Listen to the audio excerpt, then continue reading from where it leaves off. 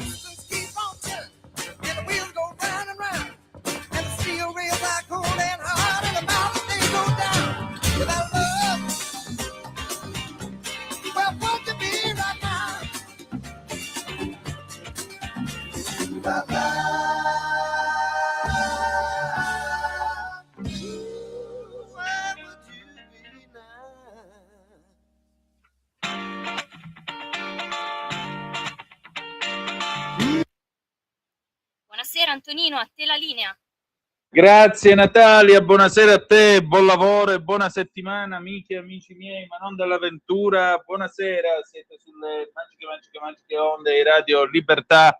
Questo è Zoom, il drive time in mezzo ai fatti. Io sono Antonino Danna e questa è la puntata numero 1228 di oggi, lunedì 6 luglio, è l'anno del Signore 2026. Cominciamo la nostra trasmissione. Vi ricordo, date il sangue, in ospedale serve sempre, salverete vite umane, chi salva una vita umana salva il mondo intero. Secondo appello, radiolibertà.net, fesso, chi non lo legge, perché vi perdete un bellissimo giornale online dove ci sono liberamente il direttore responsabile Giovanni Sallusti, gli Autodafè di Giulio Cainarca, la rassegna stampa di Sammy Varin, video pillole e molto altro ancora. Ricordate, radiolibertà.net is the place to be. 340 670 9659 se avete voglia di dire la vostra attraverso la zappa o WhatsApp che dir vogliasi, oppure 029294 7222 se volete intervenire attraverso quel magnifico strumento che è il telefono, anzi lo apriamo già adesso, 029294 7222. Ci prendiamo qualche minuto per questo inizio di settimana, andiamo a dare adesso un'occhiata a quello che diciamo così ci dicono le agenzie, segnatamente l'ANSA, eccola qui. L'olimpionico Pizzolato condannato per stupro di gruppo su una turista, per la medaglia di bronzo Tokyo 2020 e Parigi 2024 nel sollevamento pesi, una pena di 5 anni e 4 mesi. Condannati anche gli altri 3 imputati. Wimbledon, Cobolli e Paolini volano ai quarti, battuti De Minor e Ala. Bufera sul caso Balogun, l'UEFA e il Belgio contro la FIFA. Trump: ho parlato con Infantino, il fallo non c'era. Rutte: Putin sempre più disperato, ma gli alleati devono sostenere Kiev. E poi 20 anni fa l'Italia campione ai mondiali di calcio. Fabio Grosso: gli anni passano ma le sensazioni restano, tanta strada per arrivare a tirare il rigore, difficile solo sognare un traguardo così. George Clooney, Leone d'oro alla carriera, un onore, ma significa che invecchio. Una lunga storia d'amore con la mostra per l'attore, regista, produttore e attivista. Lancio di prova nel Pacifico, il Cremlino, la Cina ha il diritto sovrano di testare i suoi missili, non minaccia nessuno. Il Cremlino ogni tanto potrebbe anche tacere, anziché mostrare di avere una gran faccia di bronzo. La Havana, Washington, il nipote di Raúl Castro pronto a negoziare il futuro di Cuba con Trump. Visto è arrivato il colpo di scena. A Pamplona col ciupinaso al via le feste di San Firmino 2026, c'è un bellissimo romanzo di Ernest Hemingway, Fiesta, che mi permetto di suggerirvi come lettura.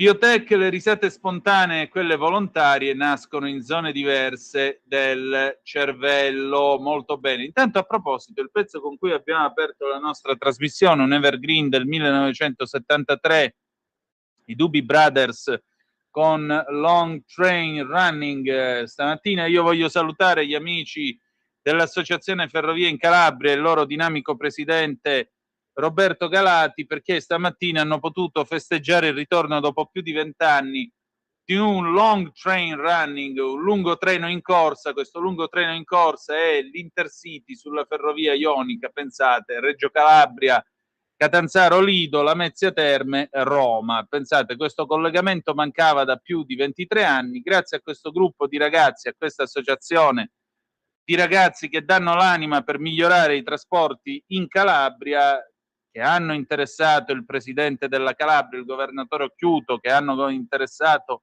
le istituzioni e le autorità, oggi il servizio è ripreso dopo un silenzio durato 23 anni. Io mi voglio complimentare, per adesso sarà sperimentalmente fino alla fine di agosto, ma ci auguriamo che sia reso un servizio fisso. Abbiamo al telefono la nostra Lisetta. Pronto? Buonasera, come va? Buonasera signor Tonino. 2 paroline su Orwell, cioè la profezia secondo me di Orwell. Dica. Allora, signor Tonino, dopo tanti anni ho riletto il libro di George Orwell, 1984, scritto nel 1949. Ciò che scrisse non è avvenuto nell'anno 1984, ma signor Tonino oggi è quanto mai attuale. Suo il famoso trittico: la guerra è pace, la libertà è schiavitù, l'ignoranza è forza.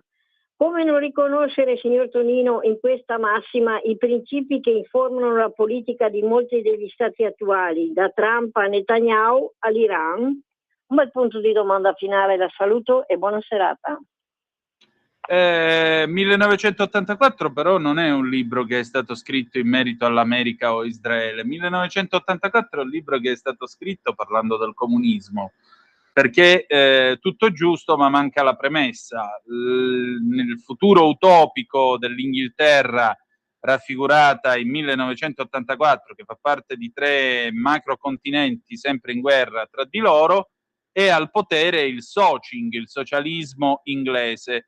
E il Socing, il socialismo inglese, è quello appunto che ha drogato la percezione della realtà, no? L'ignoranza è forza, la guerra è pace e così via. E senza questa premessa poi pare che la colpa è tutta da una parte. A me pare che quelli che ci stanno raccontando che l'ignoranza è forza, la guerra è pace e sono stati aggrediti dagli ucraini sono altri. Comunque adesso andiamo al Qui Parlamento, con noi stasera l'onorevole Giorgia Latini. Sigla. Qui Parlamento. Oh, io voglio dare il bentornato all'onorevole Latini. Onorevole, senta, capisco che a lei non importi molto, ma io tra un mese compio 46 anni. A leggere questa notizia di questa tal docente Beatrice Massaro, che ha proposto di abolire l'insegnamento della religione all'interno delle nostre scuole, mi chiedo, ma io sto per compiere 46 anni per occuparmi di cose di questo genere? È possibile che in questo paese ci siamo ridotti a questo? Insegnanti che dicono aboliamo l'insegnamento della religione a scuola? Cioè bypassando concordato, accordo di Villa Madama, laicità positiva, orde di libri scritti da fior di ecclesiasticisti, cioè così, boom, aboliamo tutto. Non lo so, mi dica lei per favore, onorevole, io mi sento, per dirla alla Montalbano, pigliato dai turchi, mi dica lei. Bene, allora intanto buonasera a tutti, grazie dell'invito. Comunque abbiamo anche la stessa età, quindi mi sconvolgo anch'io per questa tematica, ma come per tante altre, perché cose che prima sembravano, no, impossibili che avvenissero nell'ambito delle scuole e invece stanno avvenendo, come l'indottrinamento gender. Adesso c'è l'insegnante invece che vuole abolire appunto l'ora di religione, perché vuole mettere l'ora obbligatoria per l'antropologia di tutte le religioni.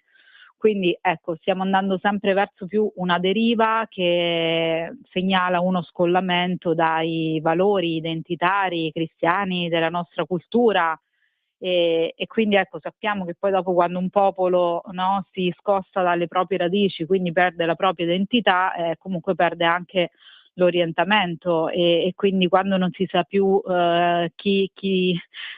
quando non sai più chi sei, sicuramente non riesci neanche ad essere incisivo nella propria vita. E invece i nostri ragazzi meritano intanto di avere una formazione adeguata. Ricordiamo che l'ora di religione è, diciamo, no, da sempre una materia che viene scelta dalle famiglie, insomma, perché comunque c'è la facoltà di sceglierla, e fortunatamente diciamo la maggior parte delle famiglie italiane ancora scelgono di far partecipare i loro figli all'ora di religione, e soprattutto in questo momento storico di grande confusione, soprattutto interiore, io penso che l'ora di religione sia una delle materie più importanti in questo momento, perché almeno ci dà delle basi importanti, dei valori cristiani che comunque possono essere anche la bussola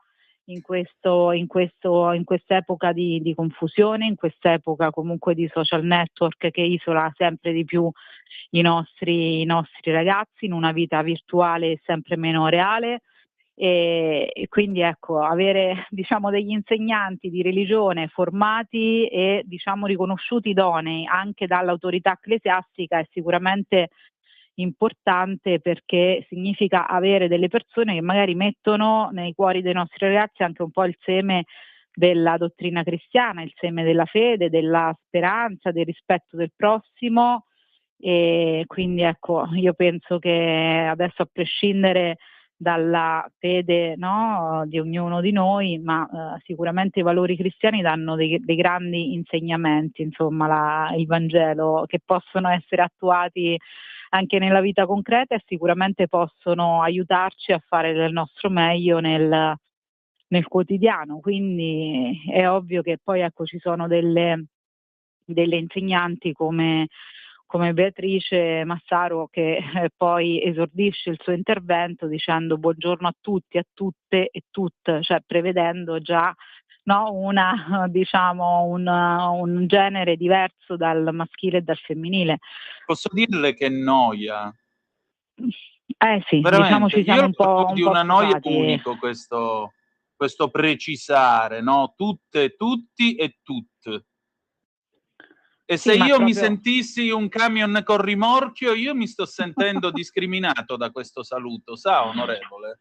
Ma appunto io mi percepisco come un camion con rimorchio, quindi a me chi mi saluta? Stiamo arrivando all'assurdità sì, senza alcun senso logico, e quindi ecco. dobbiamo cercare di fare di tutto. Insomma, mi sembra Valditara sta, diciamo, lo sta facendo anche con degli ottimi risultati, anche nell'ambito, no, della dispersione scolastica, che è diminuita, facendo un insegnamento sempre più individualizzato, meno omologante, cercando appunto di far sì che gli insegnanti tirino fuori i talenti dei nostri ragazzi in base alle proprie attitudini naturali, e poi però ecco, c'è qualcuno che invece cerca di fare il contrario, cioè quello di confondere le menti già fragili dei nostri ragazzi in quest'epoca storica. Quindi ecco, questi insegnanti a mio parere non dovrebbero proprio essere nel mondo della scuola, perché non hanno nessuna, diciamo, non possono dare nessun elemento educativo ai nostri ragazzi, non svolgono questa funzione, se non quella invece di confonderli, però purtroppo ecco, nei concorsi pubblici sappiamo che poi ci sono anche delle figure che sicuramente non sono adatte, quindi anche qua nella formazione, nei criteri va rivisto sicuramente qualcosa. Va rivisto qualcosa che, diciamo, ecco, tuteli la scuola da questi insegnamenti che sicuramente non sono idonei per una crescita, diciamo, sana. Ma vede, onorevole, guardi, a parte il fatto che io sono d'accordo con lei, però qui sarebbe il caso di sottolineare una cosa. Lei parlava giustamente di identità. Io aggiungerei identità dell'Occidente. L'Occidente è frutto anche del cristianesimo, questo è un fatto innegabile, altrimenti la domenica saremmo tutti a lavorare, altrimenti non ci fermeremmo per Pasqua, per Natale o per Ferragosto, probabilmente ci fermeremmo per qualche altra festa. Aggiungo anche un'altra cosa. Dobbiamo cambiare nome a tutti quei paesi che si chiamano Santo questo, Santo quello, Madonna di e così via? Aggiungerei un'altra cosa ancora. C'è un fatto. Siccome il cristianesimo è una religione di per sé creativa, grazie alla possibilità del libero arbitrio, questo ha avuto delle ricadute positive sulla società occidentale. Ne cito due. La prima normativa antiusura che sia stata emanata al mondo non l'hanno emanata i giuristi islamici, non l'hanno emanata i buddisti o altri. L'ha emanata il diritto canonico della Chiesa, stabilendo che un tasso d'usura, un tasso sopra il 10% di interesse fosse usura. La seconda, la prima realtà che riconosce una dimensione giuridica alla donna è il diritto canonico della Chiesa Cattolica, quando permette alla donna di dire no alle nozze. È la prima volta che la donna diventa un soggetto di diritto, dopo che nel diritto romano le donne contavano praticamente meno di zero, meno delle donne contavano gli schiavi. Ecco, queste cose qui vengono dal diritto canonico, vengono dal diritto della Chiesa. Il concetto di giusnaturalismo, il concetto che ognuno di noi, per il solo fatto di essere venuto al mondo come tale, è titolare di diritti, questo è un concetto che nasce proprio in virtù del cristianesimo in questa società. E grazie ai monasteri che si è preservata e salvata tutta la cultura o buona parte della cultura greco-romana. Altri invece davanti alla biblioteca d'Alessandria hanno detto: se questi libri hanno verità diverse dal Corano vanno bruciate, se invece sono le stesse verità del Corano che brucino lo stesso perché abbiamo già il Corano.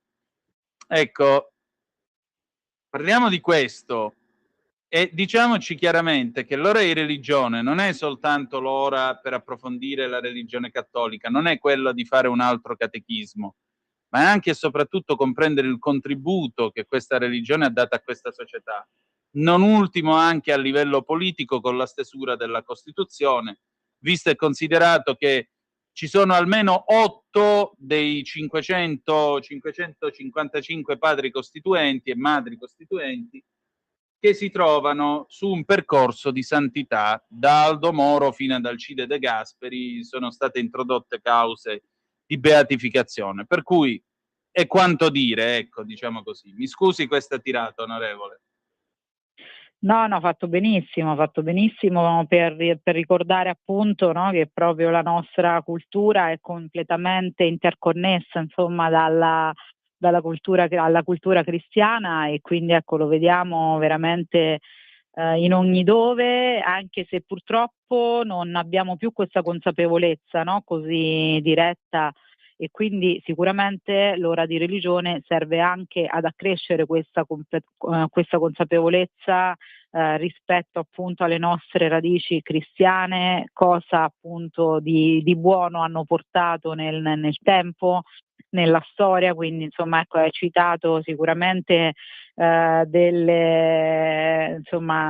esempi molto, molto validi che ci fanno capire la bontà, no, del cristianesimo e di quello che ad oggi insomma la Chiesa rappresenta anche nello stato comunque italiano. Però ecco, sicuramente anche fare un confronto insomma tra i testi sacri e avere, diciamo, un'attenzione alla Bibbia e al Nuovo Testamento è fondamentale secondo me, perché ci fa comprendere anche, no, come approcciarci nei momenti di difficoltà della vita, soprattutto nel rispetto, perché tu hai ricordato il libero arbitrio, quindi la religione cristiana prevede assolutamente il libero arbitrio e prevede però anche il non giudizio, anche il rispetto comunque da parte dei cristiani, comunque di coloro che la pensano diversamente. Invece questo rispetto però dall'altra parte non c'è. Certo. Non c'è, perché purtroppo vediamo che quando comunque si parlano di questi valori c'è tipo un'aggressione verbale, no, nei confronti insomma di chi esprime ancora questa identità, e se non addirittura a volte fisica. Ci sono anche dei casi, insomma, purtroppo sono stati rilevati e certificati dei casi che magari, no, non conoscevamo prima questo aspetto, però nello Stato Israele, proprio a Gerusalemme, ci sono stati molti casi di aggressione ai cristiani, cosa che magari prima magari continuavano ad esserci, però di cui prima magari non se ne parlava.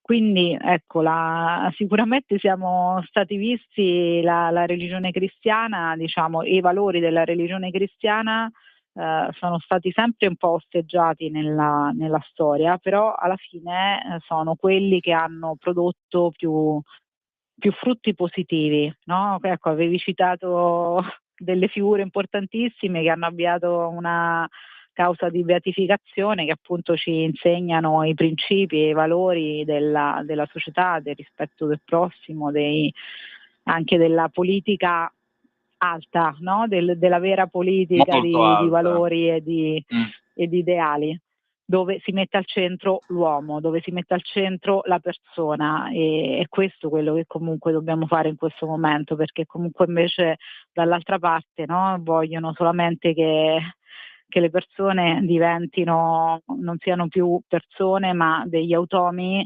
appunto con delle identità confuse, proprio appunto per essere completamente telecomandati.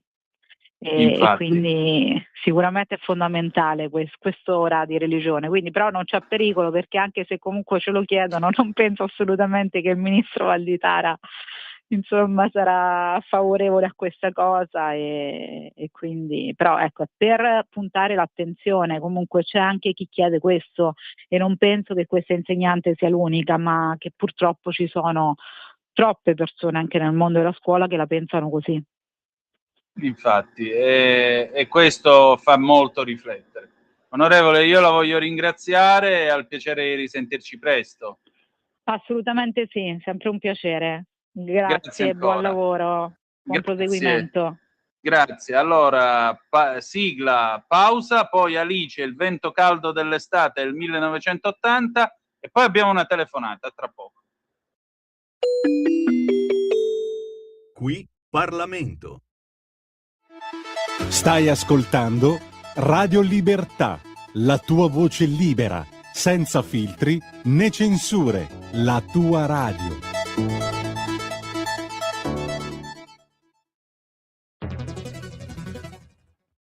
C'è chi te la racconta sbagliata e chi te la racconta male. C'è chi te la racconta tagliata e chi te la racconta al contrario e chi non te la racconta affatto. QDS te la racconta giusta. Ogni giorno la tua terra, il suo presente, le sue attese, la sua volontà di rinascita. Leggi, abbonati, scegli il Quotidiano di Sicilia. L'informazione giusta per crescere insieme.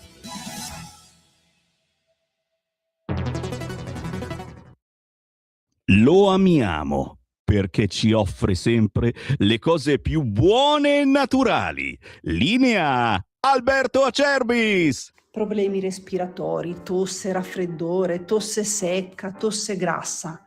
Abbiamo il prodotto che ti può aiutare. Bronco Free, la soluzione bevibile alla bava di lumaca, timo, verbena, altea, papavero e marrubio. Un insieme di erbe e di prodotti che aiutano a sciogliere il catarro e a favorirne l'espettorazione in maniera naturale. La tosse è un meccanismo espulsivo naturale che il nostro organismo mette in atto quando all'interno delle nostre vie respiratorie entrano virus, entrano batteri, entrano sostanze che il nostro organismo ritiene dannose. Come fare per calmare la tosse? Bisogna sciogliere il catarro e favorirne l'espettorazione attraverso un mucolitico naturale. La bava di lumaca, infatti, attraverso gli enzimi litici in essa contenuti, aiuta a sciogliere appunto il catarro e aiuta la sua espulsione. Abbiamo un'offerta straordinaria per voi stamattina. Se dite ascolto Radio Libertà e chiamate lo 030 68 40 408, 3 flaconi di Bronco Free a 59 euro, e se dite ascolto Radio Libertà voi non pagate le spese di trasporto e in più avete uno splendido omaggio. Chiamate adesso 030 68 40 408.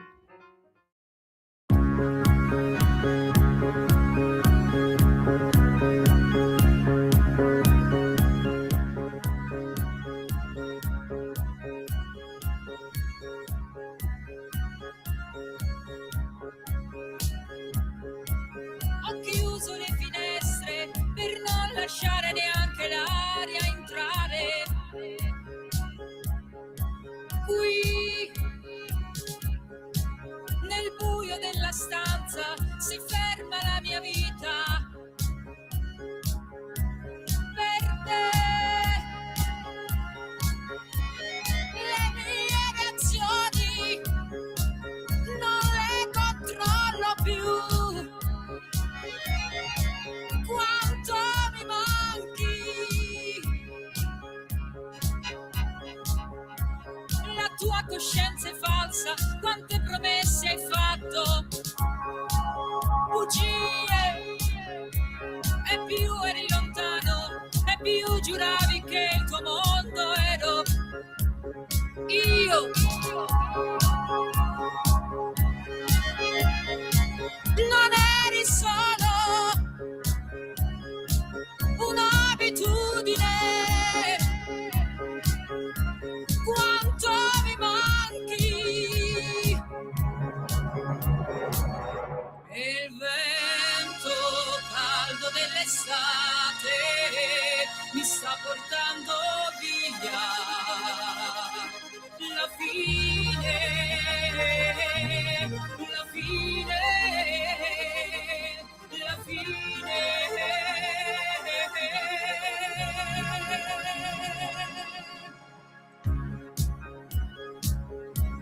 Così senza un motivo non puoi dimenticare tutto a un tratto, così che scherzi, gioca il caldo, adesso sei sincero, adesso sì, senza parole, non mi lasciare, mi basta poco, fammi tentare, il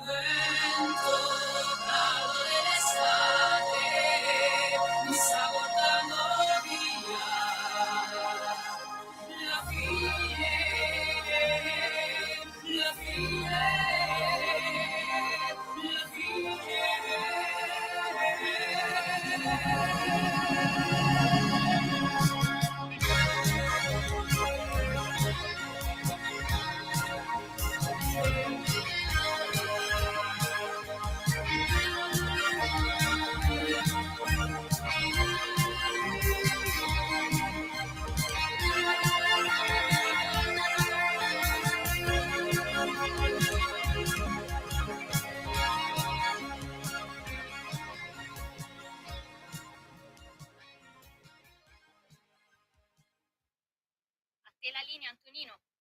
Grazie Natalia, questa era Alice nel 1980 con il vento caldo dell'estate.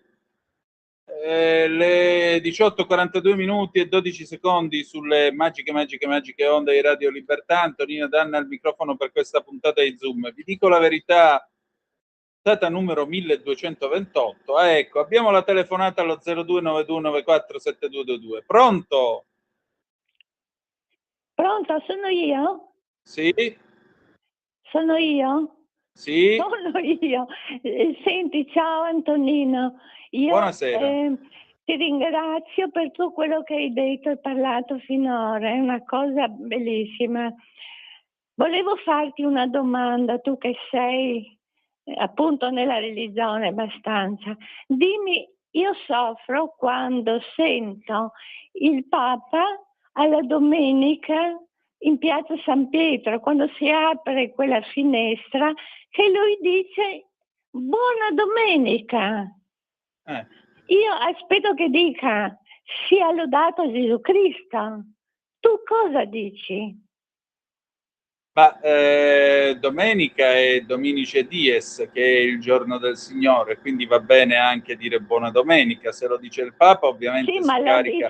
se lo dice il Papa, però lui saluta gli italiani, non saluta tutto il popolo cristiano, cattolico.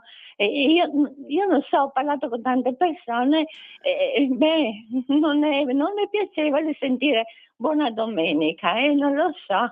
Noi preferiremo sia lodato Gesù Cristo, che per tutti i cattolici e cristiani. Anche tu mi dici così che va bene? Ma il Papa è pescatore di uomini e quindi deve parlare non soltanto ai cristiani, ma anche a quelli che cristiani non sono. Detto ciò, ribadisco, domenica viene da Dominice Dies, che è il giorno del Signore. Vorrei ricordare che i martiri cristiani hanno detto sine dominico non possumus, noi senza la domenica non possiamo.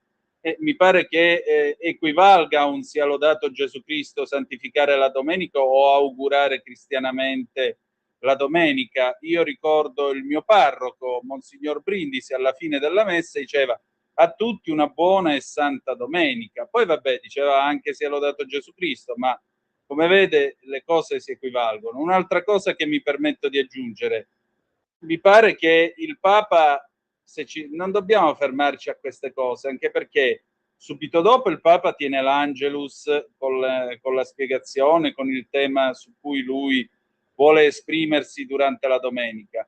C'è la benedizione finale, c'è il saluto ai pellegrini, insomma, mi sembra che di Gesù Cristo se ne parli e come nel corso dell'Angelus domenicale. Se poi dobbiamo fare proprio le pulce al fatto che non dica sia lodato Gesù Cristo, ribadisco, buona domenica per le radici che ha, mi sembra che sia altrettanto una testimonianza di fede cristiana, non trova? C'è gente che è morta per poter dire buona domenica.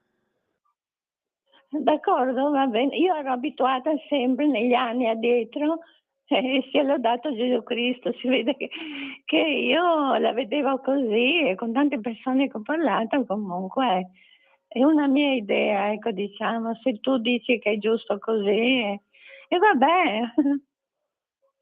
No, per carità, si può dire tranquillamente anche sia lodato Gesù Cristo, ma le ripeto, Ha lo stesso valore, vuoi dire? buona domenica direi, è il giorno del Signore. Io ti auguro che questo sia il giorno del Signore e che sia buono per te. E se è buono per te è ovvio che lodiamo il Signore assieme per il fatto che è un giorno buono anche per te, o no?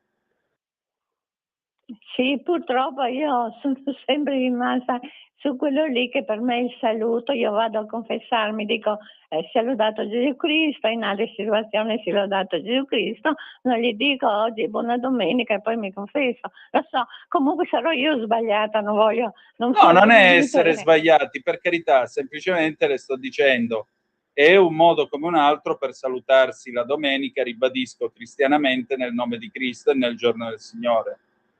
Oh, d'accordo, va bene. Sei Grazie. così, accetto. Io sono...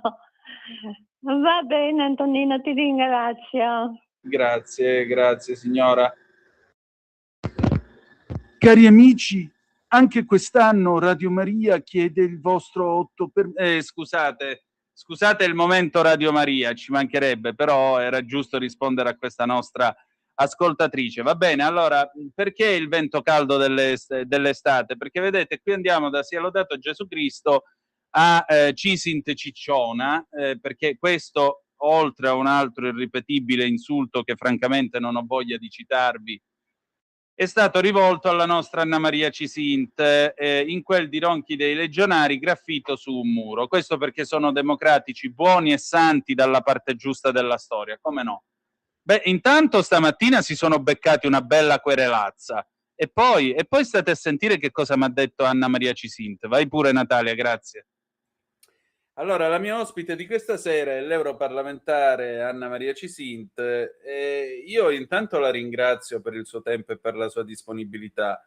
Dopodiché veniamo ai fatti. I fatti sono che su un muro è comparsa una scritta dove peraltro viene anche definita cicciona. A me tutto pare meno che cicciona.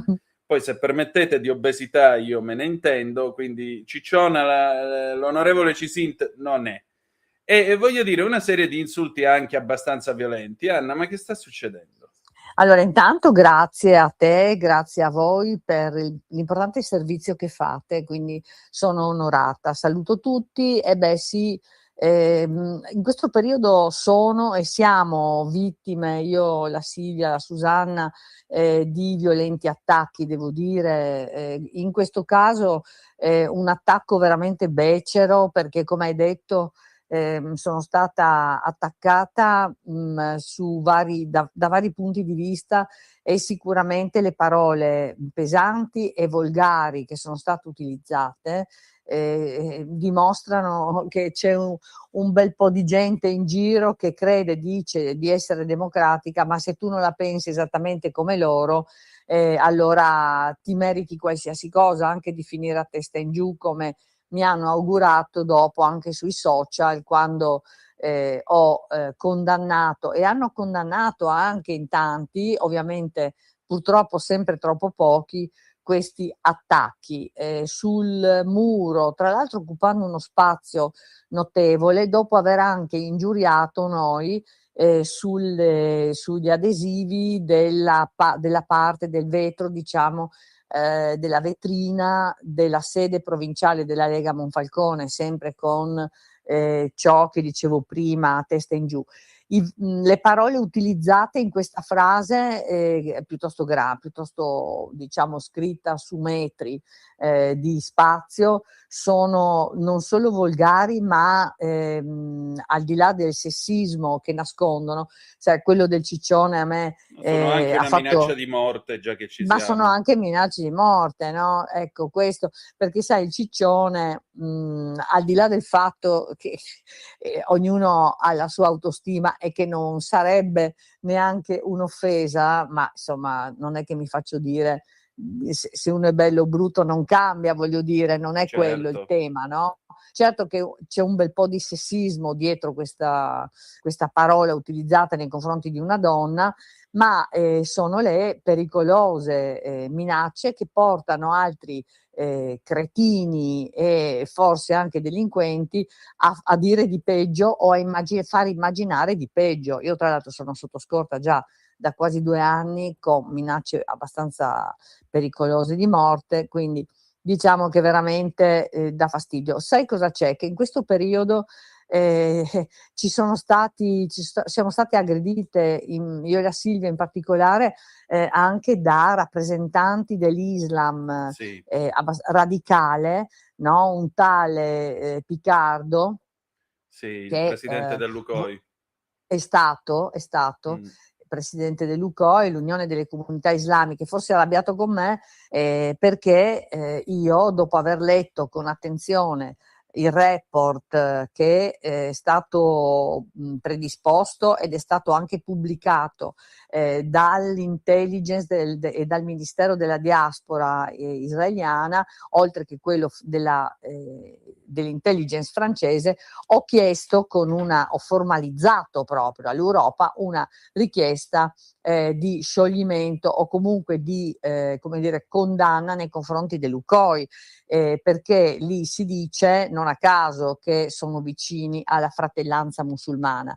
Ora, dà fastidio che lo dica un politico che ha fatto il sindaco 10 anni e che ha avuto un'esperienza diretta con chi gestisce l'Islam, che ha avuto un'esperienza diretta con chi ha salvato ragazze da matrimoni con minorenni, da chi ha avuto un'esperienza diretta nella chiusura di moschee irregolari con il patentino del sindaco hai ragione da parte del Consiglio di Stato. Ora, io capisco che dia fastidio, ma quello che dice il signor Piccardo è gravissimo. Mi riservo anche, tra l'altro, di querelarlo, perché recentemente in una nota trasmissione radiofonica e anche sui social mi ha accusato delle peggiori cose. Ecco, allora noi siamo arrivati a questo, di doverci difendere da chi ci ha già aggredito, da chi magari è vicino ad Hamas e lo dice con orgoglio, da chi sta vicino alla fratellanza musulmana, che molti paesi hanno definito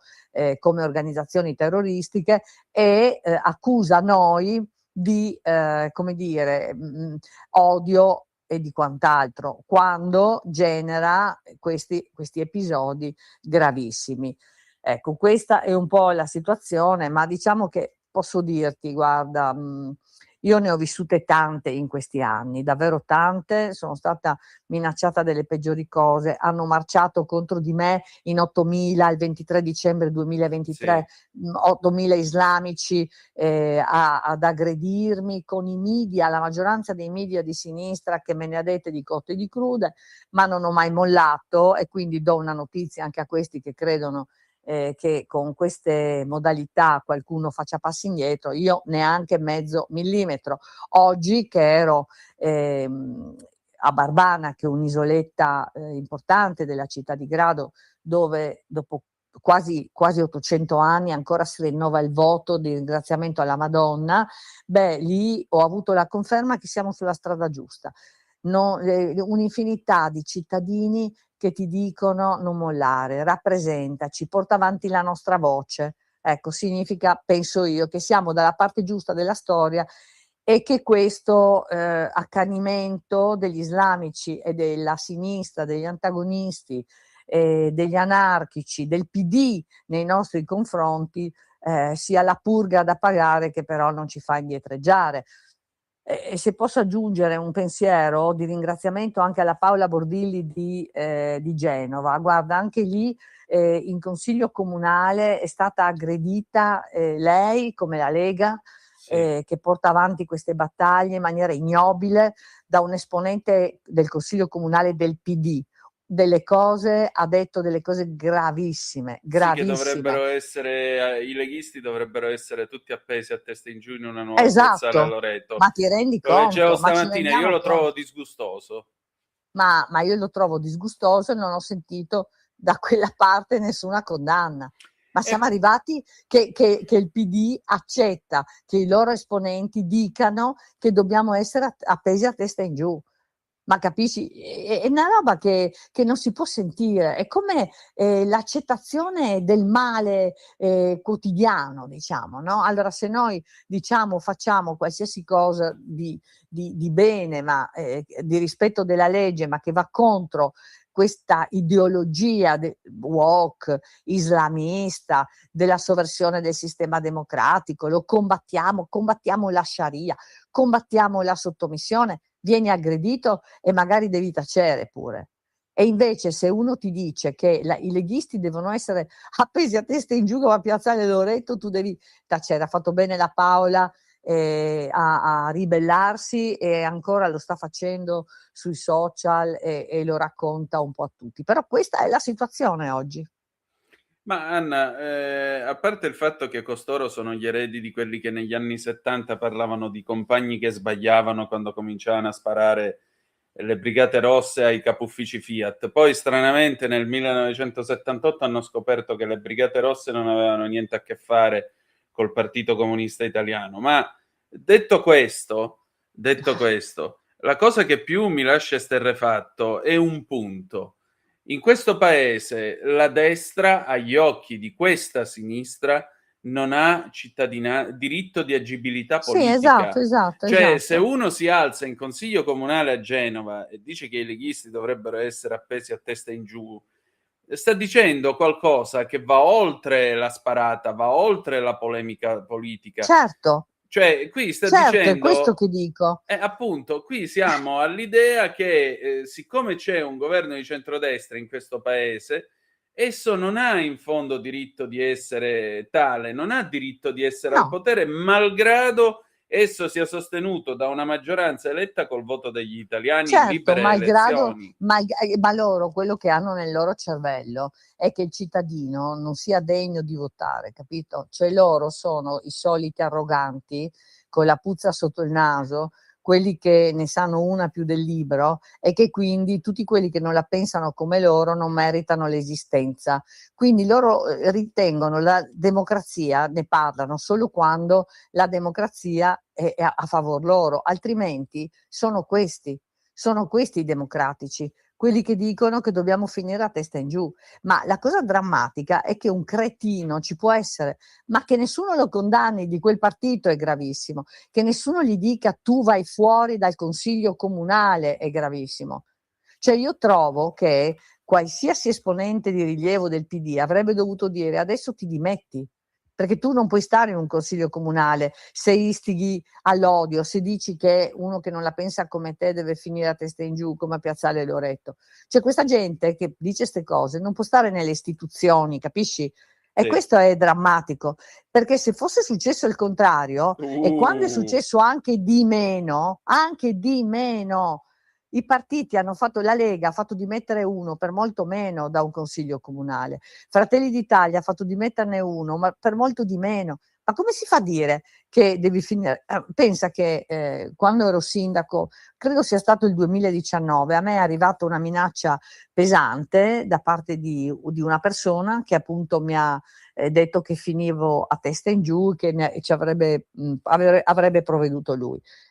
L'abbiamo individuato, le indagini che ha fatto la Polizia di Stato l'ha individuato, quello lì è stato condannato. Quindi stiamo parlando di un'ipotesi di reato, non stiamo parlando di un giochino. Sì, Quello no, che ha detto che dobbiamo finire a testa in giù, io lo denuncerei, perché scusami, è minimo un'istigazione a un reato. vabbè, ma E infatti, sai, e infatti dimmi. no, dicevo che infatti in questi giorni ce ne stiamo prendendo di queste minacce, tante. Stai ascoltando Radio Libertà. la tua voce libera, senza filtri né censura. La tua radio. Quindi No, ma anche perché se tu ogni mattina ti alzi e dici in questo paese c'è il fascismo, in questo paese dovrebbero finire a testa in giù, in questo paese non siamo liberi, in questo paese prima o poi, io spero di no, perché spero di cannare tale profezia, ma prima o poi un cretino qualunque che prende una pistola in mano e poi si sente un eroe, stai tranquilla che lo trovi. Ma certo, ma c'è questo che è giustissimo quello che hai detto.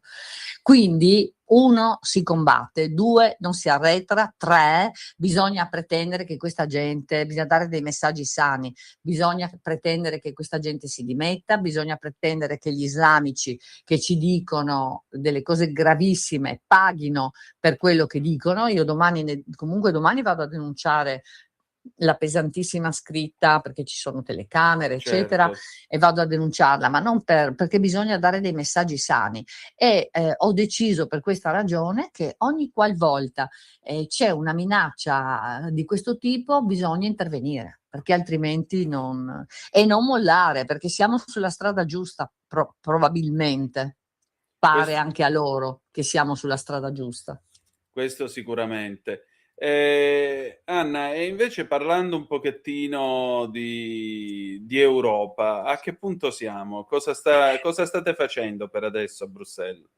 Ma allora, intanto sull'immigrazione abbiamo fatto moltissimo e devo dire che quelli che c'erano prima ci dicono non avremmo mai pensato di ottenere risultati di questo tipo. Mi riferisco al patto asilo e immigrazione che abbiamo modificato in maniera sostanziale, finalmente prevedendo, ed è già operativo, e dopodiché è chiaro bisogna fare i conti con i giudici qui in Italia, ma prevedendo non solo i paesi sicuri ma anche misure di procedure accelerate per l'individuazione di coloro che devono essere trasferiti. Questo vale anche per i minori stranieri per la prima volta, insomma sul patto asilo e immigrazione e anche sul decreto rimpatri, che non è soltanto l'Albania, che è anche l'Albania. Io avrei un'idea che dicevo l'altro giorno a Matteo Salvini, che secondo noi potrebbe essere una bella cosa, ma valuteremo se raccontarlo o no, però già in Europa noi abbiamo fatto delle azioni e fatto approvare un regolamento che è operativo, non è come la direttiva che deve essere recepita, il regolamento è immediatamente esecutivo, applicabile. Non deve essere recepito dal paese. Quindi su questo tanto, davvero tanto, anche inaspettatamente si è riusciti ad ottenere molte misure, volevamo ottenerne ancora di più, ma stiamo lavorando e se insomma ci sono dei progressi di questo tipo con una maggioranza simile a quella italiana, allora c'è speranza.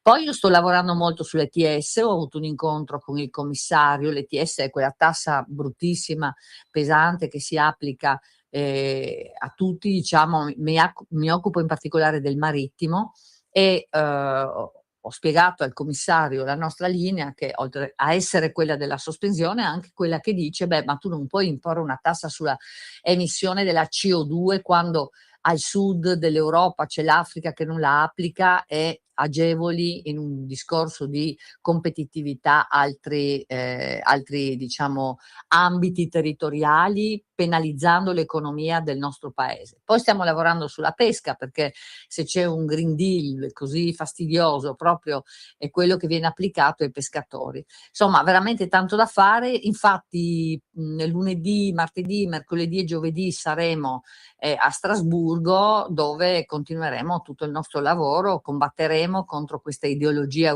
dell'Unione Europea molto penalizzante, cercando di portare a casa altri risultati.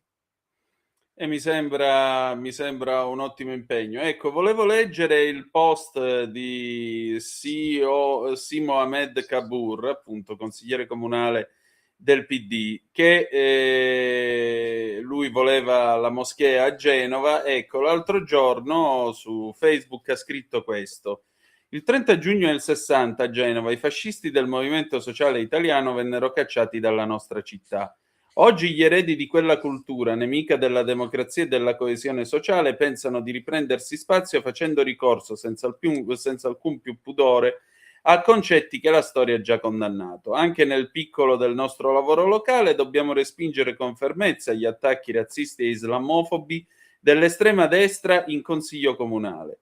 E quanto accaduto martedì a Tursi, quando gli esponenti della Lega hanno cercato di stravolgere la mozione sul crescente clima di xenofobia e razzismo presentata dalla collega Laura Sicignano, che ringrazio, sostenendo l'esatto contrario del suo contenuto. E poi ancora, già che ci siamo, di fronte a un razzismo così spregiudicato, aggiunto Kabur, la fonte è ligurianotizie.it, bisogna reagire rimettendo al centro i valori della nostra democrazia. Ogni forma di discriminazione esplicita o implicita, fondata sull'origine, la cultura, la religione di una persona, è incompatibile coi principi della nostra Costituzione. Fa sorridere, ma fino a un certo punto, vedere esponenti della Lega preoccupati della loro irrilevanza politica fare a gara con la loro stessa creatura politica su chi riesca a odiare di più. Io non accetto il mondo a soqquadro nel quale vorrebbero costringerci a vivere. Ricordo che l'ultimo che trascinò l'Italia in un mondo al contrario è finito a Piazzale Loreto. Ora e sempre nelle fogne razzisti e islamofobi, ora e sempre mi troverete dentro e fuori al Consiglio Comunale a rispondervi parola per parola. Meno male che risponde solo per parola, però certo, sì, però le fogne, madonna, ancora le fogne, l'invito, no. Ma guarda, non ha capito una cosa, o forse anzi fa finta di non capirla. Il problema è che lui è entrato nelle istituzioni pensando proprio di portare questi messaggi. quello che fanno anche, che volevano fare a Venezia, portiamo Allah in comune, portiamo l'Islam politico, e il PD oggi dovrebbe cambiare nome e dovrebbe chiamarsi Partito Islamico Non Democratico. Ecco, questo sarebbe il più azzeccato. Beh, mi sembra abbastanza condivisibile come cosa, visto che ormai è evidente che c'è una scelta islamofila del PD nemmeno tanto sotto traccia.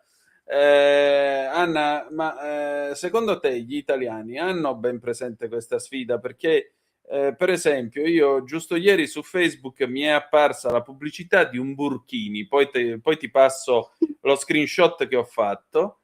Questa bella donna, certamente una bella donna, molto suadente, molto sensuale, però col burkini.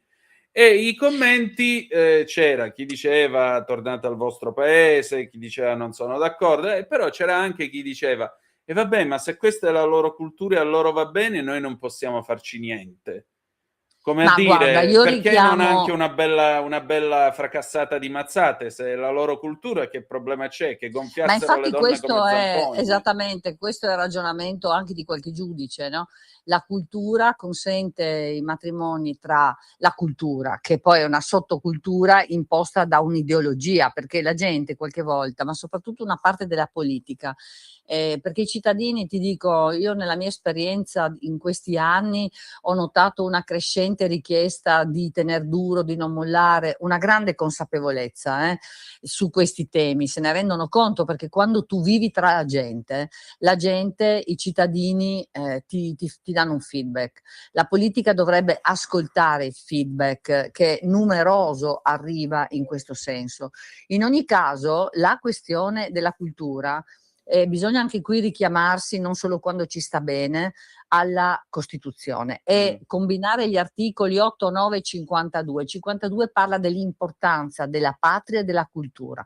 E allora, se vogliamo dire che noi abbiamo delle leggi e la prima è la Costituzione, la cultura italiana e il rispetto del genere e di parità di genere tra uomo e donna, l'idea che la copertura sia un atto di sottomissione deve prevalere. Quindi io penso che noi dovremmo essere molto ferrei su questi temi, combinando la lettura di questi articoli della Costituzione che ci inducono a pensare che queste sono sciocchezze. Purtroppo questa modalità proprio di, come dire, quando tu accetti di qualsiasi cosa, quando tu accetti di essere, come dire, sorpassato, no? Di essere accantonato da sottoculture che non attengono, come dire, a un futuro migliore, ma a un'ideologia che pensa all'applicazione della sottomissione, che vuole inserirsi perché vuole governare con quella modalità lì, cioè con la modalità della sottomissione, allora sei su una rotta sbagliata. Ma sono fiduciosa perché in questi anni, tu sai che sono 10 anni che faccio questa battaglia. Sì. Ecco, io i primi anni mi giravo ed ero da sola davvero, con delle persone, i cittadini, ma oggi non è così. Oggi il mio partito è in prima linea su questo e per il mio partito intendo il segretario federale, intendo le mie colleghe con cui condivido questa battaglia, intendo tantissime sezioni dove vado a raccontare anche il mio libro, e quindi davvero ormai abbiamo fatto passi giganteschi in avanti anche nella proposizione di proposte di legge che devono mettere dei paletti. Ricordo che l'Islam non ha voluto e non ha ancora un'intesa con lo Stato prevista dalla Costituzione, del richiamato da me prima articolo 8, e allora mancano quelle regole che impongono come anche che paletti devono rispettare. E quindi noi questa proposta adesso che abbiamo presentato sui luoghi, sugli enti religiosi che non hanno firmato l'intesa, va in questo senso, no? Nel rispetto di leggi e anche di persone, della dignità della donna, e la stessa cosa insomma anche nella modifica che abbiamo proposto delle norme sul permesso di soggiorno. Cioè, oggi è difficile espellere qualcuno se non per reati, invece no, bisogna anche ragionare su altri aspetti fondamentali, ecco. Quindi io penso che oggi davvero abbiamo fatto passi in avanti, adesso bisogna però concretizzarli. Spero tanto che questa coalizione si renda conto che non si può più aspettare in questo senso, ecco. Che non Molto siamo solo bene. noi a combattere, ecco. Esatto, sono pienamente d'accordo. Allora, Anna, grazie del tuo tempo e avanti. Grazie a te e grazie a tutti, anche del sostegno. Grazie. In quanti ti promettono trasparenza, ma alla fine ti ritrovi sempre con la bocca chiusa e non puoi dire quello che pensi. Radio Libertà non ha filtri né censure, ascolta la gente e parla come la gente. Grazie Natalia, alle 19, 12 minuti e 10 secondi sulle magiche onde di Radio Libertà. Antonino Danna al microfono con voi per questa puntata numero 1228 di Zoom. Allora, noi ci avviamo adesso all'intervento di Carla De Bernardi, che stasera ancora una volta ci porta sul cammino di Assisi. Solo per dirvi le ultime news: l'ANSA, i mondiali, la FIFA rigetta il ricorso del Belgio, è inammissibile. Ancora, accoltellamento in spiaggia a Savona, 52enne bloccato a Milano, l'uomo viene sentito dalla polizia. Wimbledon, Cobolli e Paolini volano ai quarti, battuti De Minor e De Ala. Mondiali 2026, bufera sul caso Balogun, la FIFA rigetta il ricorso inammissibile del Belgio. Rutte, Putin sempre più disperato, ma gli alleati devono sostenere Kiev. E ancora, 20 anni fa l'Italia campione, grosso, gli anni passano, ma le sensazioni restano. Con questo noi chiudiamo la nostra trasmissione, adesso tocca a Carla De Bernardi, camminiamo sul cammino di Assisi e poi ci saluteremo con i Chicago Saturday in the Park 1972. Grazie per essere stati con noi. E ricordate che malgrado tutto, the best is yet to come, il meglio deve ancora venire. Vi ha parlato Antonino Danna. Buonasera. E allora, questa sera è tornata a trovarci come sempre la nostra spumeggiante Carla De Bernardi, ancora una volta sulle orme del cammino di Assisi. Cara Carla, dove siamo stasera?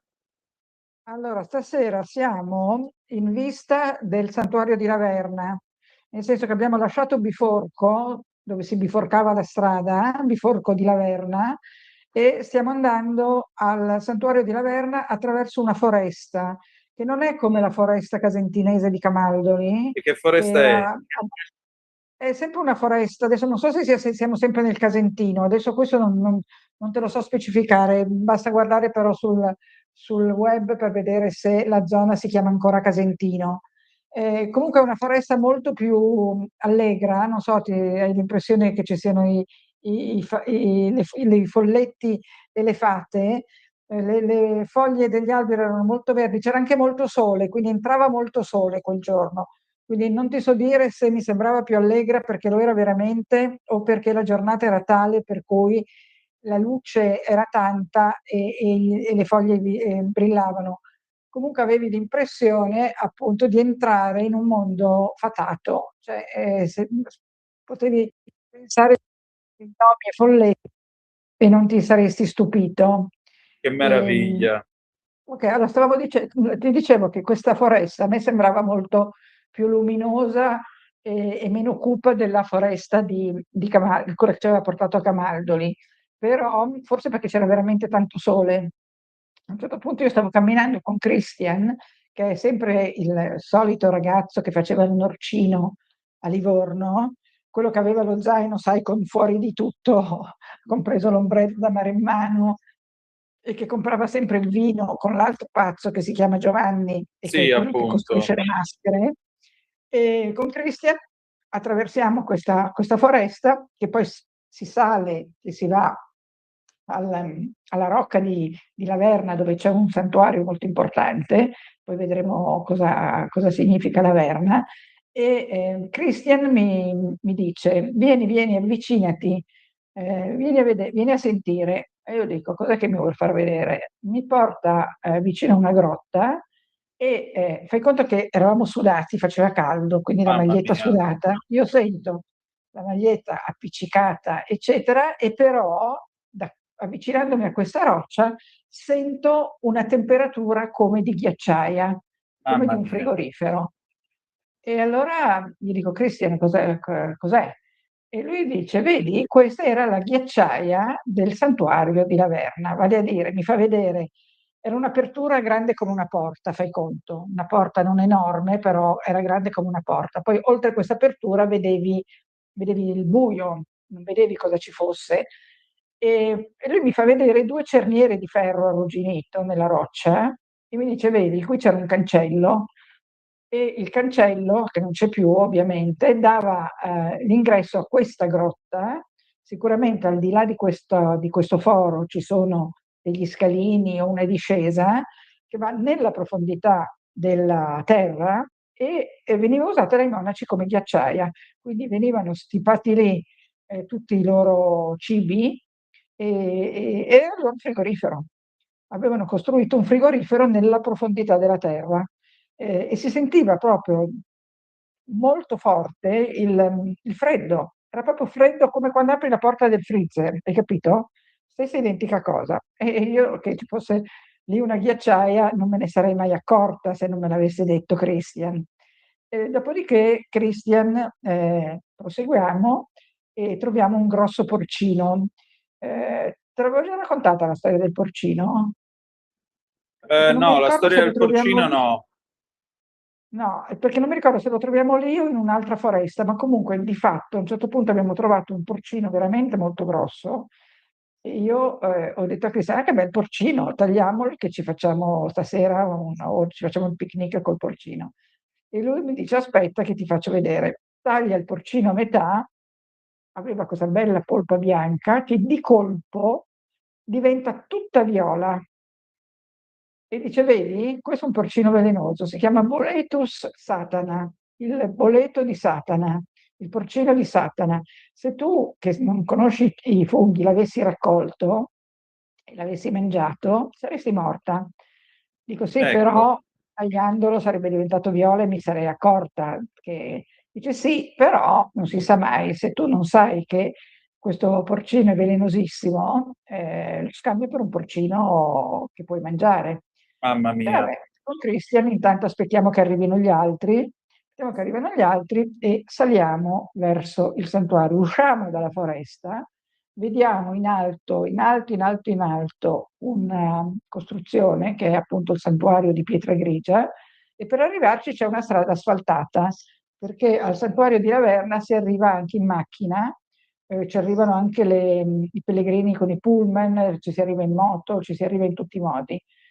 E siamo saliti lungo questa salita che andava su a tornanti, ovviamente non era una salita ripida, andava su a tornanti. A un certo punto in un angolo c'era una bellissima fontana con scritto Campari in stile Déco, Che con bello. l'acqua, e lì ho scoperto che la Campari non solo in Toscana, ma anche per esempio a Brunate l'ho vista con i miei occhi anche lì, aveva costruito come pubblicità delle fontane in cemento con il logo Campari, con delle decorazioni Art Déco e credo che ne avesse costruite una quarantina in tutta Italia e ne sono rimaste pochissime. Una sicuramente a Laverna perché l'ho vista e l'altra sicuramente a Brunate perché ho visto anche quella. Sono suggestive perché sono in questo stile anni 40 e sono molto belle. Allora, alla fontana ovviamente abbiamo bevuto tutti perché morivamo di caldo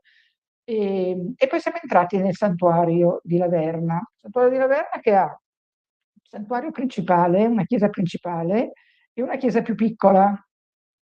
Poi te le racconto brevemente. Sì. Come prima cosa siamo andati a mangiare, ovviamente. C'era un bar annesso al santuario, per cui ci siamo, invece di fare il solito picnic, per una volta ci siamo seduti al bar e abbiamo mangiato un sacco di cose. E guarda, mi ricordo anche, mi sono annotata cosa si chiamava il refettorio del pellegrino, con prezzo fisso per i viandanti, quindi prezzo peregrinos come in Spagna, e mi ricordo Sì. che abbiamo mangiato, me lo sono annotato perché non era un pranzo normale, abbiamo mangiato ravioli, pollo arrosto con patate, frutta, caffè, liquore dei frati e poi ci siamo fatti dare una brocca di vino rosso che non era compresa nel prezzo, quindi la cifra che abbiamo pagato è vertiginosamente salita da 10 a 12 euro. Quindi ci siamo fatti sta magnata di arrosto con patate, di pollo con patate fritte, no, patate arrosto, frutta, liquore, eccetera, eccetera, e poi siamo andati alla scoperta del santuario di Laverna. Il santuario di Laverna, te l'ho già detto, fu regalato a Francesco dal conte Orlando Catani. Orlando Catani era un conte della zona che aveva sentito i frati, Francesco e i suoi amici fraticelli, cantare durante una festa popolare. Francesco aveva cantato una canzone sull'amore, sul Vangelo, e Catani, che evidentemente era uno che apprezzava questo tipo di cose, lo ferma, lo intervista, capisce che sono dei frati, gli racconta la sua storia, e cosa fa Orlando Catani? Gli regala il Monte della Verna. Cioè, all'epoca invece di regalare cioccolatini si regalavano montagne. Il Monte della Verna è il luogo più amato da Francesco per due motivi. Primo, perché lì ricevette le stimmate, e due, perché si ritirò lì nell'ultimo periodo della sua vita, quando decise di ritirarsi dal mondo nella tarda estate del 1224, e poi da lì andò a morire alla sua Porziuncola d'Assisi. E quindi Francesco era molto triste in quel periodo, perché il Papa, che si chiamava Onorio III, l'aveva costretto a rinnegare buona parte della sua regola, e quindi gli aveva fatto fare una revisione in cui si toglieva l'obbligo di povertà e si toglieva l'aiuto, la dedizione che aveva Francesco per i lebbrosi. E Francesco aveva molto sofferto di queste due modifiche, ma era stato costretto a farle perché lui era sempre in odore di eresia, e quindi, per evitare di essere considerato eretico e scomunicato, doveva obbedire al Papa, e quindi fa quello che gli dice Onorio III, che approva la sua ultima regola, che si chiamava regola bullata, e che appunto toglieva il voto di povertà e la dedizione ai lebbrosi. Francesco e i suoi compagni salgono alla Verna ad Orso d'Asino. I suoi compagni erano, aspetta, come si chiamavano i tre compagni? Non me li ricordo. Comunque aveva tre carissimi compagni che erano sempre con Può lui. essere Pietro di Bernardone? No, sto dicendo una fesseria, scusa. Guarda, non mi ricordo il nome dei tre compagni, però... Ah no, sì, Leone, Angelo e Rufino. Però alla Verna salgono anche Silvestro, Illuminato, Masseo e forse Bonizzo. Non mi dire dove ho trovato queste notizie, perché io non mi ricordo come ho fatto a ricostruire la vita di Francesco, probabilmente dal suo biografo ufficiale antico, la sua biografia molto antica. Francesco alla Verna chiedeva disperatamente a Gesù di poter provare il dolore che aveva provato lui sulla croce. Era una cosa che lui desiderava con tutte le sue forze, no? Voleva provare il dolore della crocifissione. Certo. Lì alla Verna praticamente leggeva sempre solo il Vangelo, che era il suo unico libro, e a un certo punto, il 14 di settembre, gli apparve c'è un grande uccello con le ali, simile a un angelo, a un serafino, con le grandi ali aperte e i piedi infissi su una croce. Ovviamente questa è un'allucinazione, una visione che lui ha, non è una reale apparizione. Però subito dopo l'apparizione di questo serafino con 6 ali, che viene raccontato poi, credo, se non ricordo male, da Giovanni nell'Apocalisse, non ci giurerei, ma mi sembra, questa apparizione, l'esistenza di questo serafino con 6 ali. E, subito dopo gli comparvero le stimmate sui piedi e sul costato. Sui piedi e sul costato. Lui non le fa vedere a nessuno, le fa vedere soltanto a frate Rufino, sceglie frate Rufino per fargliele vedere, forse le fa vedere a frate Elia, ma non le fa vedere a tutti, le tiene nascoste. E quindi finalmente lui ha questo segno, riesce ad avere questi segni della sofferenza di Dio. Sì. Sì, Tra l'altro, proprio alla Verna, scusa, torniamo un attimo alla descrizione del santuario, che così poi ti spiego anche cos'altro è Sì, successo a Francesco, perché succede in un punto specifico. Allora, prima c'è una chiesetta che si chiama anche quella Santa Maria degli Angeli, come quella che c'è ai piedi di Assisi, che fu costruita in seguito all'apparizione della Vergine a Francesco, perché gli apparve anche la Vergine. E Francesco la fece costruire nella stessa misura della Porziuncola. Ovviamente è stata, cosa succede? C'è una cosa che si è inserita, la stessa misura della Porziuncola, eccomi sì. di nuovo, che era, aspetta, niente, piccolissima insomma, ed è il primo nucleo, questa capanna di frasche, legno e frasche, che adesso è una chiesa, appunto Santa Maria degli Angeli, una bellissima chiesa, piccola, è ancora molto piccola, con dentro dei pannelli della Robbia, bellissimi.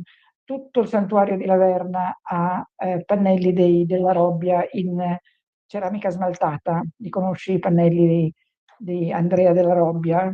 No, non ho Sono il piacere, ma devono essere famosi. stupendi.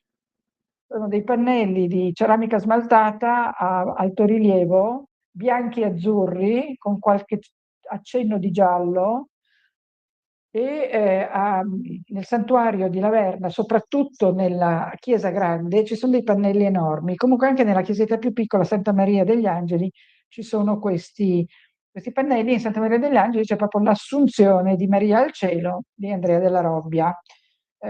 Sono degli artisti del 400, questi della Robbia, che inventarono proprio questa ceramica che più che smaltata si chiama invetriata, perché diventa come vetro, lucidissima.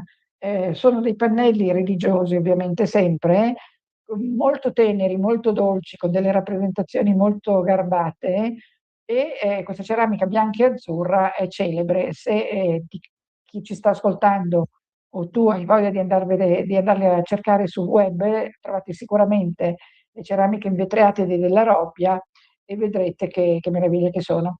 Poi c'è anche un'altra basilica, che è la Basilica Maggiore, che è dedicata a Maria Assunta, che fu costruita ovviamente dopo la morte di Francesco, eccetera. Fu consacrata nel 1568, quindi una cosa che risale al XVI secolo, costruita tra il XIV e il XVI secolo, e lì per accedere a questa Basilica Maggiore hai un corridoio che è detto il corridoio delle stimmate.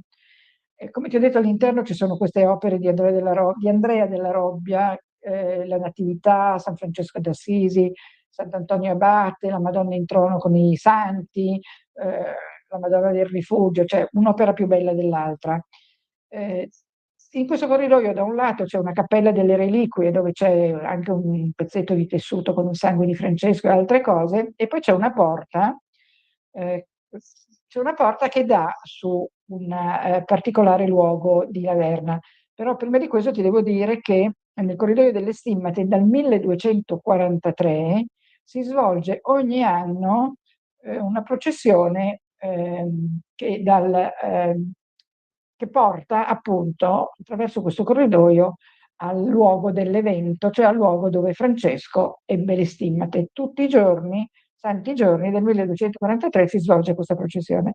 Ma la leggenda carina è che si dice che un inverno ci fu una nevicata così forte che impedì ai frati di fare la processione quotidiana, perché non potevano raggiungere il luogo dove dovevano andare e quindi rinunciano a il cuore. Ma la mattina dopo trovano sulla neve tutti i segni delle zampette e delle zampe degli animali del bosco che sono andati a fare loro la processione al posto dei frati, perché avendo capito che i frati non potevano raggiungere il luogo delle stimmate, gli animali del bosco si sono radunati e la processione l'hanno fatta loro.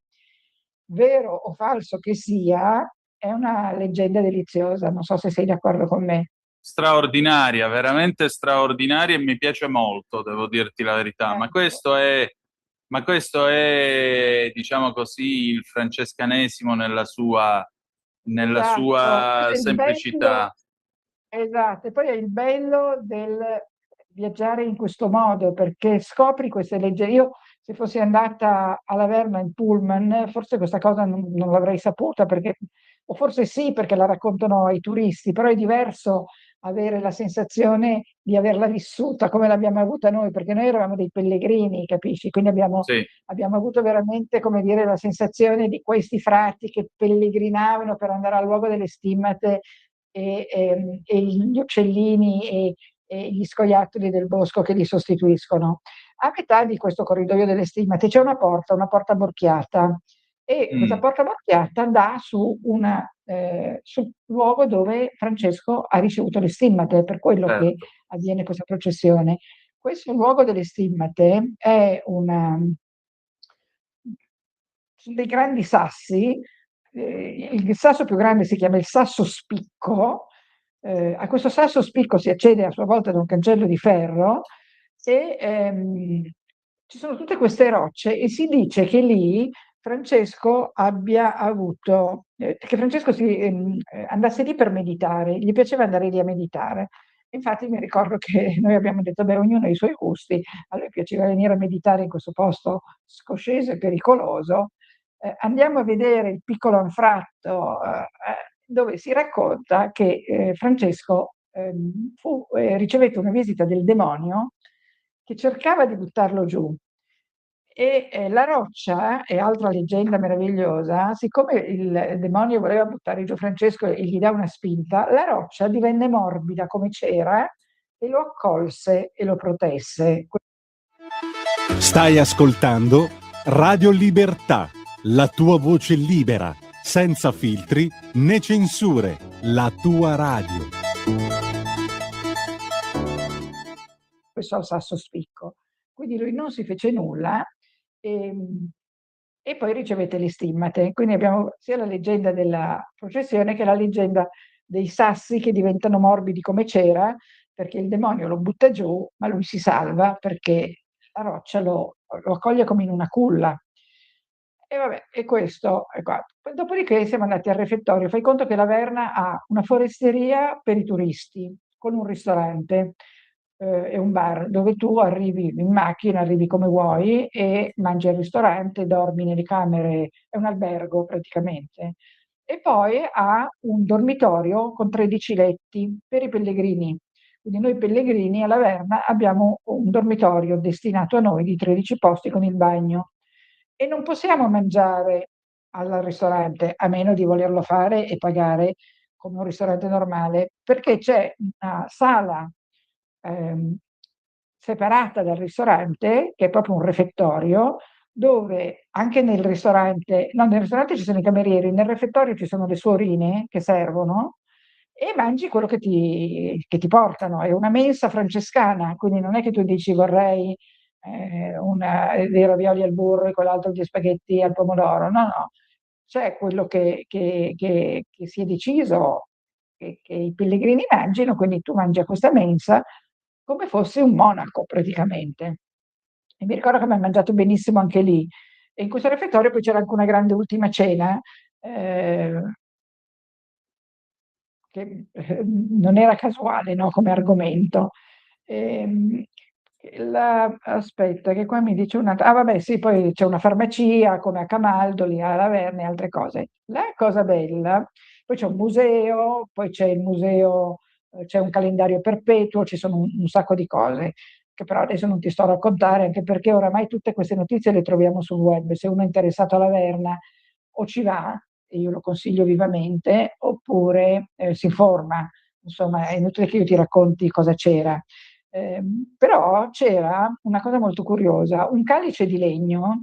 Allora, cosa succedeva? Che per ammettere i nuovi frati c'era un noviziato, ma poi i frati veterani votavano l'ammissione all'ordine di quelli che sarebbero diventati novizi e poi frati a loro volta. Non era scontato che venissero ammessi tutti, e questa votazione avveniva in questo calice di legno con dei fagioli bianchi e dei fagioli neri. Se prevalevano i bianchi veniva ammesso, se prevalevano i neri no. Ma questo perché te lo racconto? Perché nei circoli più esclusivi del mondo, compreso a Milano al Circolo dell'Unione, al Clubino e al Circolo del Giardino, Palle bianche e palle nere. Avviene con palle bianche e palle nere. E questo modo di votare, segreto ovviamente perché non sai se uno ha messo palla bianca o palla nera, viene dalla ammissione dei novizi all'ordine francescano, no? Anche questo è abbastanza divertente. Vabbè, quindi mangiamo, poi andiamo a dormire, incontriamo, noi eravamo in 10, c'erano 3 letti liberi. E dopo un po' arrivano gli altri 3, uno era un pellegrino, vabbè, che poi ci ha seguito fino ad Assisi, l'altro era una coppia, carinissimi, i quali stavano andando ad Assisi per sposarsi in San Pietro, quindi stavano facendo il cammino di Assisi, dalla Verna ad Assisi, che sai è la seconda versione rispetto alla mia, da Dovadola, stavano facendo dalla Verna ad Assisi per andare a sposarsi in San Pietro. Ad Assisi sarebbero arrivati, erano del sud questi ragazzi, sarebbero arrivati da casa loro con un pullman, i genitori, i testimoni, gli abiti, perché la sposa si sarebbe sposata in bianco con una cerimonia tradizionale, ma volevano arrivare ad Assisi a piedi. E questo avevo trovato anche questa una cosa bellissima. Prima di andare al dormitorio, però, avevamo fatto una cosa divertente. C'ho ancora 5 minuti? Anche più di 5, non ti preoccupare. Allora, ti racconto cosa abbiamo fatto perché naturalmente abbiamo mangiato al refettorio e tutti contenti, poi ci siamo comprati una bottiglietta di liquore dei frati alle erbe. Sai che i frati sono famosi per i loro liquori, no? Ci siamo comprati una bottiglietta di liquore dei frati, poi faceva freddo, mi ricordo, ci siamo messi contro il muretto. Allora, il cortile di Laverna, a destra hai Santa Maria degli Angeli, dritto hai il corridoio delle Stimmate e la Basilica Maggiore, ma queste due chiese, queste due costruzioni sono intorno a un cortile che di notte viene chiuso da un pesante portone. E la cosa bella è che non c'è scritto l'orario di apertura e chiusura, ma c'è scritto apertura all'alba e chiusura al tramonto. Quindi quando sorge l'alba lo aprono, quando arriva il tramonto, qualunque ora sia, quindi varia da stagione a stagione, da giorno a giorno, il portone viene aperto o chiuso. A un certo punto appunto chiudono il portone, c'è questo muro di cinta che dà sulla valle sottostante, e c'è una grande croce di legno molto bella, purtroppo non ti ho mandato la foto, ma te la mando per la volta prossima, perché oggi non sono riuscita a mandarti delle foto, ma ne avevo. Quindi la volta prossima ricordati che apriamo con le foto di Laverna. C'è un muretto, un crocifisso molto sottile forse non di legno, forse di ferro, ma forse non mi ricordo, te lo farò sapere, e che dà sulla valle, la valle sotto, perché siamo saliti parecchio. Ci mettiamo intirizziti con le nostre giacche contro un muretto, cominciamo a bere il liquore dei frati e ci scaldiamo. Allora Giovanni, che è questo nostro amico attore del teatro povero, del teatro senza costumi, del teatro senza scene, del teatro antico, quello che costruisce le maschere di cuoio, a un certo punto con un fortissimo accento toscano ha cominciato a recitare, non a leggere, a recitare il canto dell'inferno 33esimo, che è quello del conte Ugolino. Sai che Dante aveva collocato il conte Ugolino nel nono cerchio fra i traditori della patria, insieme a lui c'erano, mi sembra, Giuda, Cassio e Bruto. Questi traditori per Dante erano tutti immersi nel ghiaccio di un lago che si chiama il lago Cocito, forse no, non c'è l'accento, Cocito. I traditori sono immersi fino alla vita nel ghiaccio di questo lago e oltre al conte Ugolino, grande traditore per Dante, adesso io non mi ricordo la storia di Ugolino, era comunque Ugolino della Gherardesca. Io ho conosciuto molti della Gherardesca in Maremma perché è una dinastia che continua da allora, non si sono mai estinti della Gherardesca ed erano i proprietari della Maremma e lo sono tuttora in larga parte. Non tutta, ma buona parte della Maremma e della Gherardesca. E Ugolino, insieme a appunto Bruto, Cassio e Giuda, è nel lago ghiacciato, con al centro del lago ghiacciato c'è Lucifero. Questo è quello che racconta Dante. Lucifero sta divorando Bruto, Cassio e Giuda. Tra l'altro su Giuda ci sarebbe da dire che è un traditore fino a un certo punto, ma comunque questo magari lo raccontiamo un'altra volta. Ugolino venne chiuso in una torre con i suoi 3 figli e sai come finì? La Perché famosa se li frase: mangiò. "Poscia più che l'amor poté al digiuno", perché lui i figli muoiono di fame, perché loro vengono tenuti senza cibo. E lui dice: "Poscia che fummo al quarto divenuti, Gaddo mi si gittò disteso ai piedi dicendo: Padre mio, che non mi aiuti", e muore. Poi muoiono gli altri 2 e allora cosa fa Ugolino? Per sopravvivere se li mangia. Cioè prima resiste, poi vede che sono morti e Poscia più che il dolore poté al digiuno. Si mangia i suoi figli e poi non mi ricordo come finisce, se muore anche lui o se si salva dopo aver mangiato i figli. Adesso Non io me la lo Divina ricordo Commedia più non nemmeno io. io da 30 anni, però andiamocela a vedere sta cosa che magari la raccontiamo la prossima volta. Comunque Gatto, il primo figlio che muore, mi fa venire in mente che oggi uno degli eredi della Gherardezza si chiama proprio Gaddo ed è un signore simpaticissimo che a Milano ha sempre fatto il pubblicitario molto importante, che è stato anche presidente del circolo del Clubino in via degli Omenoni ed è un toscanaccio simpaticissimo e si chiama Gaddo come questo suo antenato che morì e fu mangiato dal babbo Ugolino. E anche lì i della Gherardesca oggi hanno tutti quei nomi lì, Gatto, Ugolino e altri nomi similari. Aspetta, c'è un altro che si chiama, che l'ho conosciuto anche lui a San Vincenzo, come si chiamava? Bah, aveva uno strano nome, vabbè, non mi viene in mente. Detto questo, il nostro amico Giovanni ci recita tutto il 33° canto a memoria. A un certo punto si avvicina un signore incuriosito, si mette lì ad ascoltare il canto con noi e poi questo qui ci racconta una barzelletta su Berlusconi. Si vede che voleva anche lui fare la sua parte. E allora racconta la barzelletta di Berlusconi e se ne va. Dopodiché, in quel momento, guarda, questa è una serata che io non potrò mai dimenticare, Antonino, perché in quel momento, dietro il santuario, cosa succede? Sorge la luna, ma non sorge una luna, sorge una gigantesca luna rossa, ma gigantesca, e esce dal santuario questa luna rossa. Siamo rimasti tutti senza parole. Quando finalmente la luna è sorta tutta intera e lo stupore si è calmato, cosa abbiamo fatto?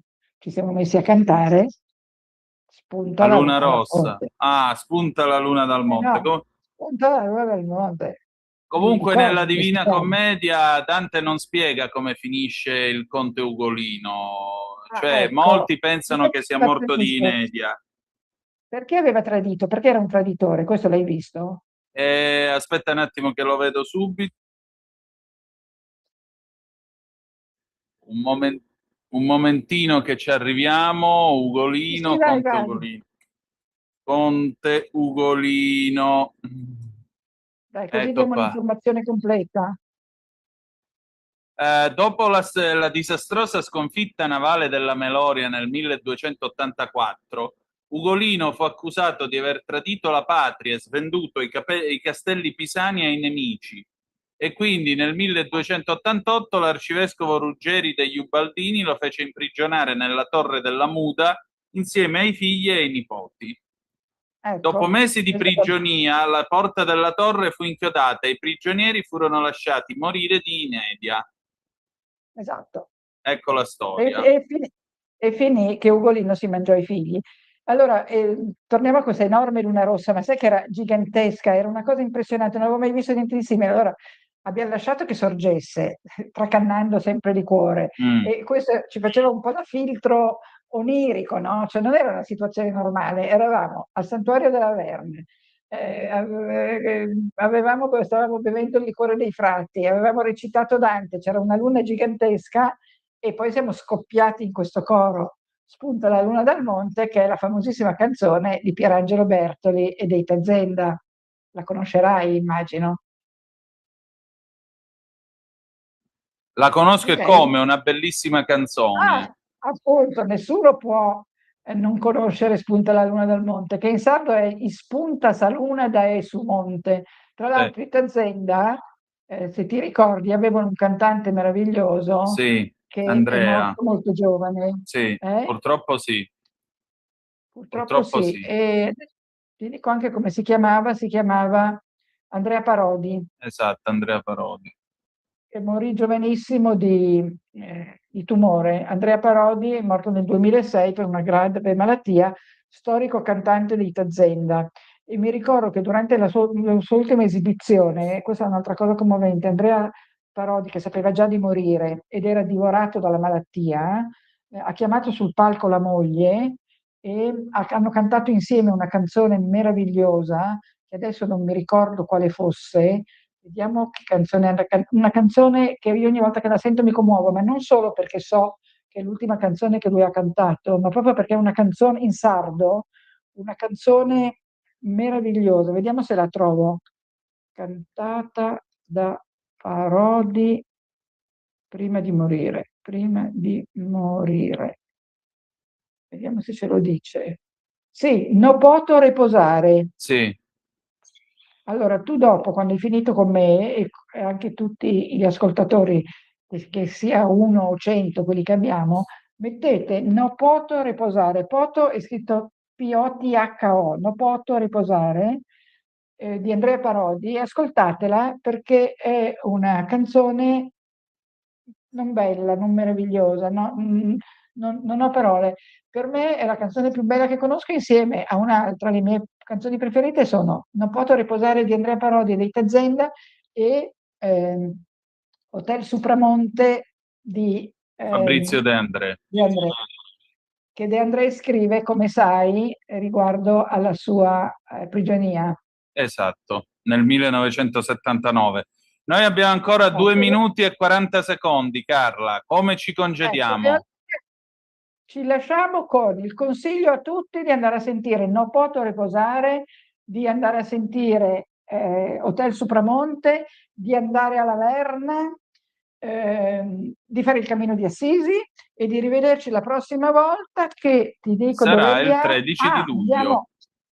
Andiamo a Caprese Michelangelo. Benissimo. Non è che si chiama Michelangelo per caso, e ovviamente vi racconterò perché si chiama Caprese Michelangelo. Benissimo, grazie Carla. Grazie a voi, a te, a tutti.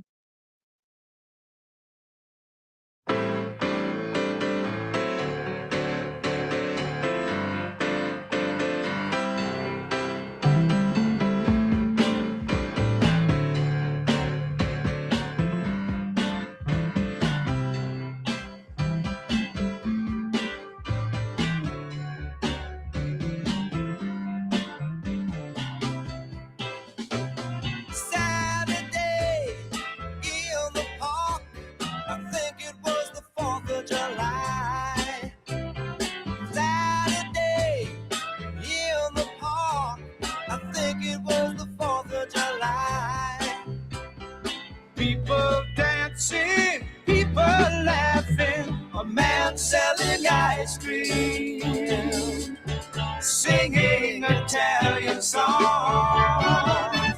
E compare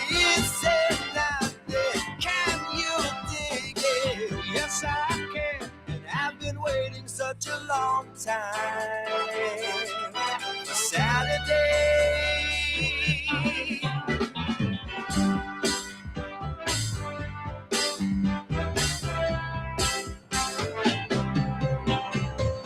Another day in the park, I think it was the 4th of July. Another day in the park, I think it was the 4th of July. People talking, really smiling, a man playing guitar and singing for a song. Change the world. Can you dig it? Yes, I can. I've been waiting such a long time for today. Slow motion riders. Avete ascoltato Zoom, il drive time in mezzo ai fatti.